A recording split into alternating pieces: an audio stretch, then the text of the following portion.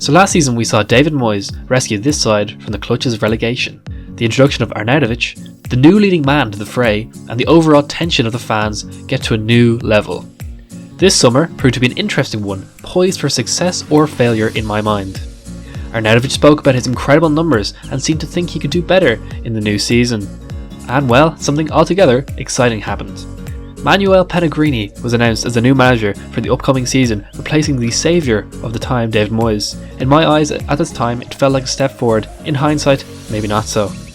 Manu had proved himself in the past with title-winning Man City, but recently had moved to China, so it wasn't so obvious where his priorities lay. A slew of new signings were made by the Chilean. Firstly, the speedy right-back Ryan Fredericks, an exciting move to fix a gaping gap at the back. The frenzy continued 2 weeks later as Issa Diop was brought to the club, a young up-and-coming centre-back for a staggering $22 million for a defender.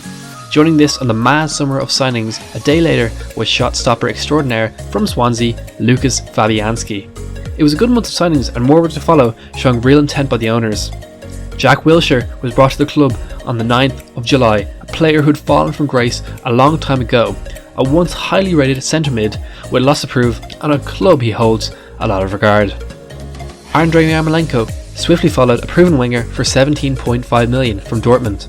Fabian Balbuena, a centre-back, arrived a few days later, cheap and experienced. Felipe Anderson became our new big record signing, with his entrance an exciting, skillful winger for £37 million British pounds. Finally, Lucas Perez and Carlos Sanchez joined, some nice backup to end and bookmark the massive summer of signings, where quality and depth and a nice mix of new and old youth experience had been brought in. This summer also saw the tragic injury of Lanzini while training with his national team. This meant he would be missing for most of the next year. Lanzini was a key player last year, a creative powerhouse for the Hammers. He would be dearly missed. Sadly, James Collins marked his farewell to the club after a long stint of service. We also saw the departure of Cech Kouyaté and Patrice Evra. So, with all this newfound confidence and squad depth, it was time to start the season. The season started in a similarly depressing fashion to last year, with a hammering by Liverpool 4-0, although Fabianski was ironically the shining light. At Bournemouth, we fell disappointingly at home, and well, things didn't look too bright. In the Bournemouth game, Jack Wilshere proved to not be up to the pace of the Premier League. At Arsenal, Arnie continued his scoring run, but things weren't running too smoothly as the Gunners closed us down 3-1. Mercifully, we beat AFC Wimbledon 3-1 in the League Cup after a late comeback thanks to defensive duo Issa Diop and Angelo Ogbonna, as well as little help from our friend Chicharito. The depressing form came back, however, with a fourth straight league loss as Wolves collapsed us late via Adama Traore. At Everton, victory came at long last in a 3-1 triumphant win, and there was clearly a game plan. Yarmolenko struck twice in brilliant fashion whilst Arnie added third, and the cogs began to click with some solid plays from the team. Obiang worked well in the midfield, but well, in the future would only be a bench player. It's probably due to his inconsistencies, let's be real. Versus Chelsea, an impressive draw was clad out, showing some defensive solidity and a should have been goal by Yarmolenko. Back in the League Cup, the team gave a historic 8-0 demolition of lowly and admittedly poor Macclesfield Town. Still, a nice result to say out loud. Grady Diangana, an academy prospect, and Robert Snodgrass, a veteran of the game, both got braces, and there were some impressive finishes, especially from Ryan Fredericks. It was a victory in style. Great to see Robert Snodgrass recalled from loan and prove that he wasn't a flop at our club. Versus United, something even better happened as West Ham demolished the Red Devils 3-1.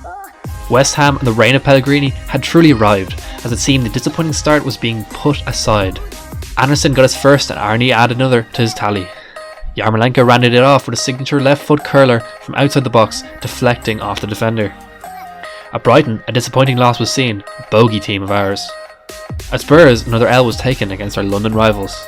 This was depressing, to say the least. Worse than the loss, Yarmolenko was injured in the process of this game and would be out for the rest of the season. At home against Leicester, an early Balbuena strike was cancelled out by a late Ndidi goal. You would feel the Irons were being a little hard done by their last few games. Another disappointing 3-1 loss came at the hands of Spurs on Halloween. Of all days, a game that was closer than it seemed. We did have efforts and lots of attacking might, with Grady Diangana, Arnie, Chica and Anderson, but ultimately it took Perez's goal to get it even remotely close, showing a lack of finishing from our attackers. Versus Burnley, the champagne could finally be opened. Our Brazilian maestro continued his account with 2 goals, whilst the familiar duo of Chica and Arnie each bagged. A great game to watch, and finally some resiliency. At cold Huddersfield, Felipe Anderson had to claw a late equaliser to save our blushes.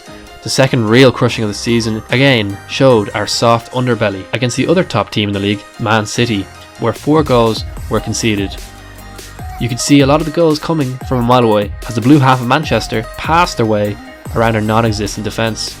Redemption came in the town of the Geordies with 3 beloved goals. Chica bagging 2, whilst the new Pele, Felipe Anderson, kept his streak going with a goal right at the death. Back in the capital, the goal-scoring attacking wonders of the Pellegrini style continued, with 3 being put past lowly Cardiff. 1 for the strong emerging Antonio, and 2, amazingly, for the former Arsenal man, Lucas Perez. A weird sentence to say. It was good to see us finally getting goals in bunches, although it was against lower opposition. The likely scorers of Chica and Felipe were joined by the unlikely, but redemptive man, Robert Snodgrass, who was finding a new life under Manuel Pellegrini that he hadn't seen with Slaven Bilic. It took till late to fend off Crystal Palace. Snodgrass and Antonio struck in the next game and a clean sheet was secured at Fulham, a rarity and only the 3rd of the season so far. 4 straight wins for the first time in a long time, admittedly against weaker opponents. This was a good sign, but form like that needed to continue. A struggling 2-0 loss came the next game against Watford, although our stats suggested we were the better team. Clearly finishing, especially against stronger defences, was an issue. At Southampton, a post-Christmas miracle arrived as we ironically beat the Saints, with Felipe Anderson really cementing his club record price tag and scoring 2. At Turf Moor, however, we lost against a familiar bogey team in Burnley 2-0. Samir Nasri arrived at the club on New Year's Eve just as the January transfer window was swinging open. This was the only real move made after a manic summer transfer window. Arnie scored a brace as we drew with Brighton in a comeback draw. Arnie continued his form and scored in the next game against Birmingham, whilst Andy Carroll scored his last goal for the club right at the end. Quite a somber moment for a player who had done a lot for this club. It was nice to see us comfortably win a cup game against lower league opposition with lots of ease. A sublime finish from Declan Rice gave us a rare win at home against the Gunners, with Samir Nasri featuring an impressive performance. A statement win to say the least. Bournemouth continued their impressive form as Wilson and King, the killer duo, combined for a 2-0 win against us. We really were blunt, with the absence of Arnautovic instead dealing with the ageing Andy Carroll somehow being favoured over Chicharito, and defence also didn't look great either. A tragic early exit came in the next game of the FA Cup, a notable tradition with West Ham coming at the hands of lower league competition, with AFC Wimbledon beating us 4-2.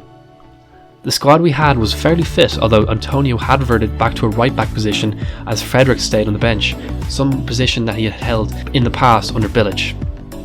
Typical squad rotation took place as certain stars like Felipe Anderson and Lucas Fabianski were left on the bench. An absolutely dominating 3-0 loss came at the hands of the Midland Zone Wolves. Arnautovic clearly wasn't at it after being subbed off after just returning from injury. A really poor result as we were bossed around by a much more organised side.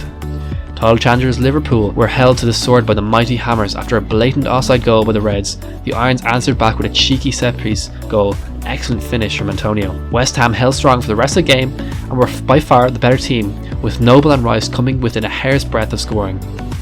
Another draw was garnered in the next game, this time to Palace, with Noble, Mr. Reliable, putting away yet another goal at the penalty spot.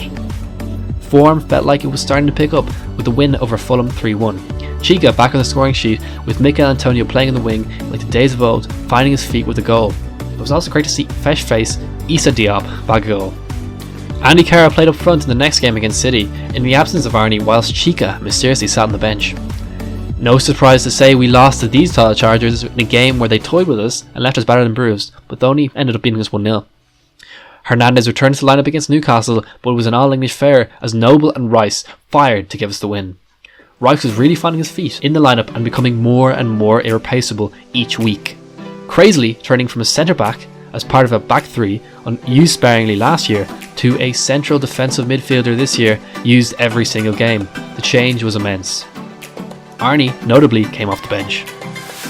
An inexplicable 2-0 loss came to relegation-threatened Cardiff with an identical lineup. It really felt like the Hammers were stuck in mid-table mediocrity. The players clearly didn't have that consistency that would make this team really, really good.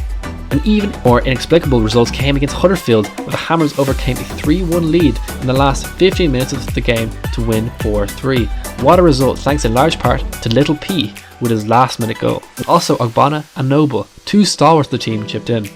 It really was a momentous win though, and showed what this squad could be capable of in spells, with certain players excelling to world-class levels in patches.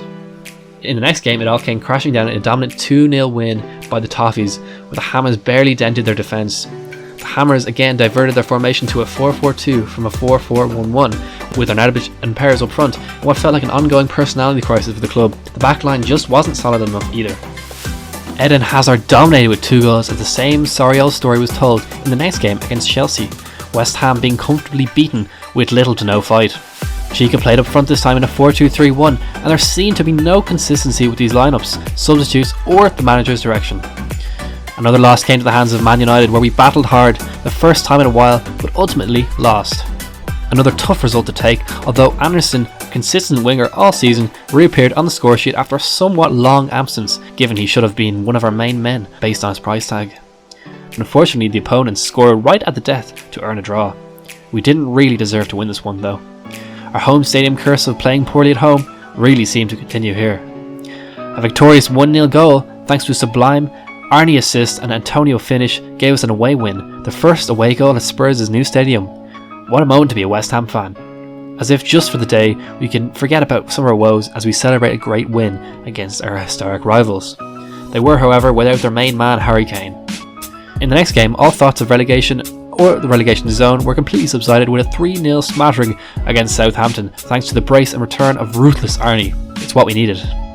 Fredericks also continued his attacking threat, which he had all season, with a goal. This was our final game of the year at the London Stadium, and a great send-off.